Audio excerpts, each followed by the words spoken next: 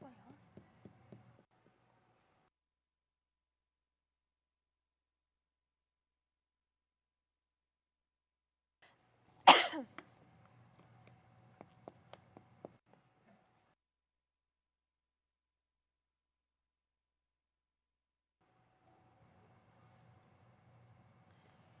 Good evening, Kutztown. I'm Viviana Vidal.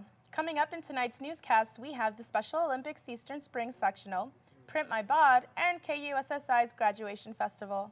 And I'm Jeff DePalma with an update on all things sports. We'll also have Josh Watkins with your Hollywood Minute. And I'm Rachel Cook with your Kutztown weather forecast. Newsbreak begins now.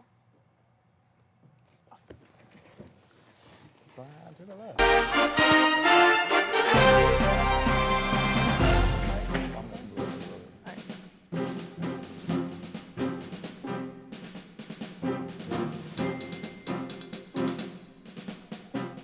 The Special Olympics Eastern Spring Sectional held here at Kutztown University will be recruiting volunteers starting this week. Applications will be available on KU United. The event will be on Saturday, May 2nd, and volunteer times will consist of morning and afternoon shifts.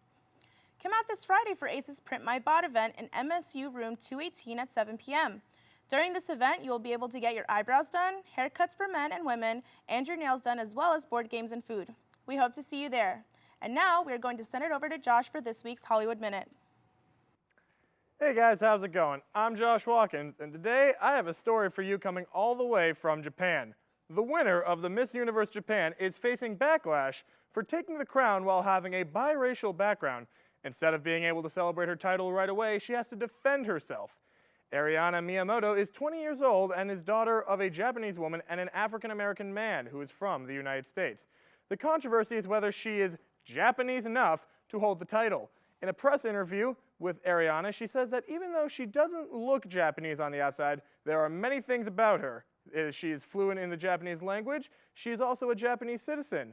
While she's encountering this criticism, she's also receiving support from many, defending her citizenship as a Japanese woman. Although she is facing her hardships, Ariana is keeping her eyes on the prize and trying her best to represent her country in the best way possible. That's all I have for you for the Hollywood Minute. Back to you guys at the news desk. That's incredible, Jeff. To work so hard to achieve something and then have you critiqued and you have to defend yourself, it's insane. I can't believe it. Something about that statement, not Japanese enough, just does not sit well. Well, we'll get back to you with this week's messages. Stay tuned.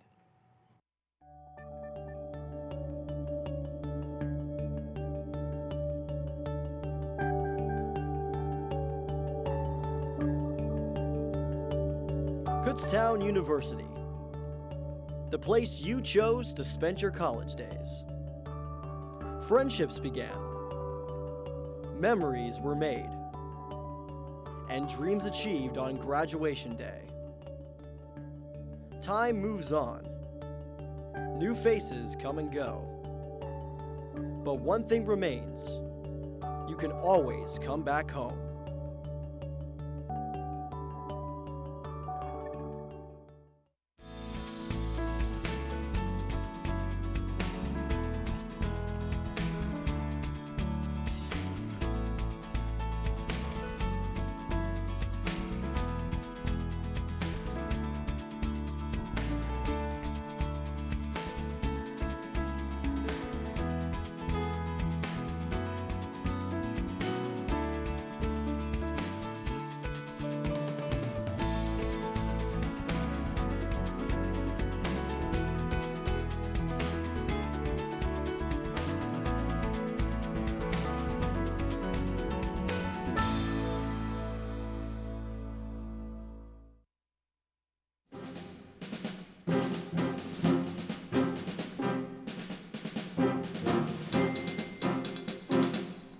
Jeff, I swear, I think I can smell spring in the air. It's I know. this close. I'm excited.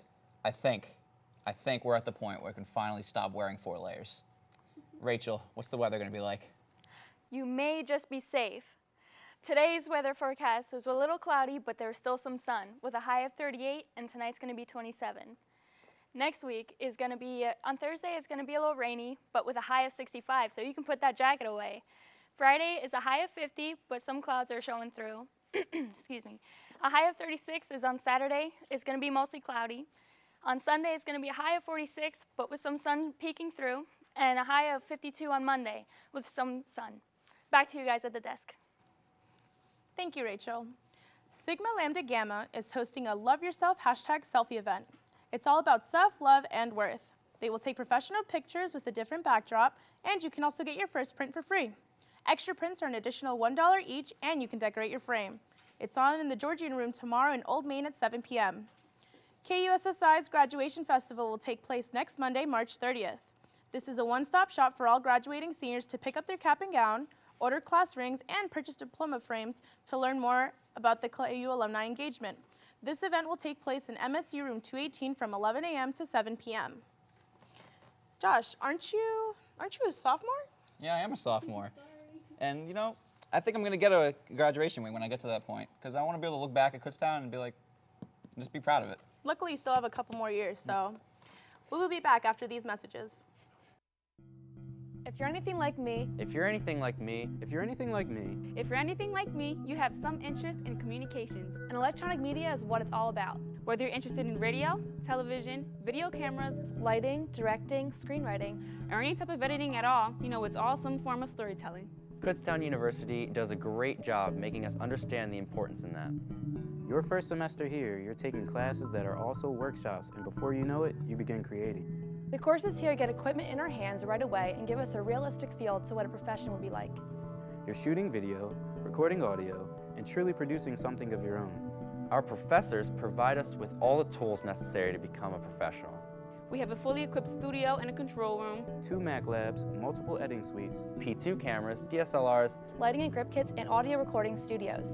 It motivates us to really learn by making the education a fun experience. you work together with other students throughout the process and learn how to collaborate within a group, which is important. The industry demands working with others. In order to fulfill the major, the students have to complete an internship. Normally our last semester before graduation, the staff helps you line up an internship that requires a minimum of 30 hours a week. We're basically working a full-time job and in a realistic setting, working with professionals and learning the field firsthand. It's a networking opportunity as much as a job opportunity. Kutztown stands out a lot in that way. Not many other schools require such a thing, and it's a great experience. The students carry and represent the school's name, and it's neat to become a part of such a good reputation. That reputation influences our job search. Employers know our school and know what we are capable of. So if you're thinking of where to spend your next 4 years of college and you're thinking you're a little bit like me, And you're thinking you're a little bit like me, And you're thinking you're a little bit like me? And you're thinking you're a little bit like me. think about how worthwhile of an experience you want. think about the electronic media department at Kutztown University. Kutztown University. Kutztown University. Kutztown University.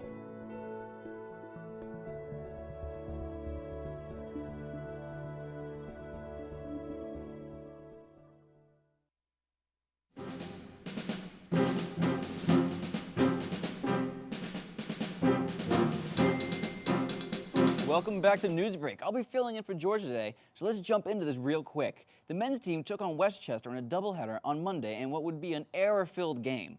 Westchester led 4-0 through two innings of the opener. They homered in the first inning, but all 3 of its runs in the second inning were unearned with 2 outs. Brandon Hickey put KU on the board in the 4th with an RBI single. However, the Golden Rams were able to answer that with 2 runs of their own. Westchester would end up winning 6-2. KU starting pitcher Bobby Reddick was tabbed with the loss as he allowed 5 hits and 6 runs, but with only 2 of them being earned. Alec Jacob and Peter Masterson combined to allow 1 hit in the final 2 scoreless innings. The second game was more the same as defensive errors allowed for more unearned runs. Kutztown struck first when Matthew Armour pulled an RBI single, but Westchester responded with 5 runs of their own to lead 5-1 in the 4th inning. Brady McNabb cut the deficit in the 5th when he hit a 2-run single, but more errors would cost them once again as Kutztown loses the nightcap 6-3. KU will look to recover for the matchup with Mansfield this Friday. The women's softball team was in action as well as they move on to 10-0 on the year with a sweep over Millersville. Savannah Neritz had a big day picking up the victory in both games, starting the first matchup and then as a reliever in the late game.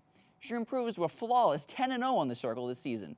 Kutztown's first pitcher to start 10-0 since Samantha Durr opened 26-0 in 2012.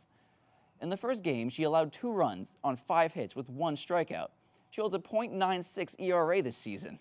In the 5th inning, Krista Schotter ripped a home run to right center, scoring 3 runs to give KU the 5-1 lead, as they would ultimately end up winning 6-2.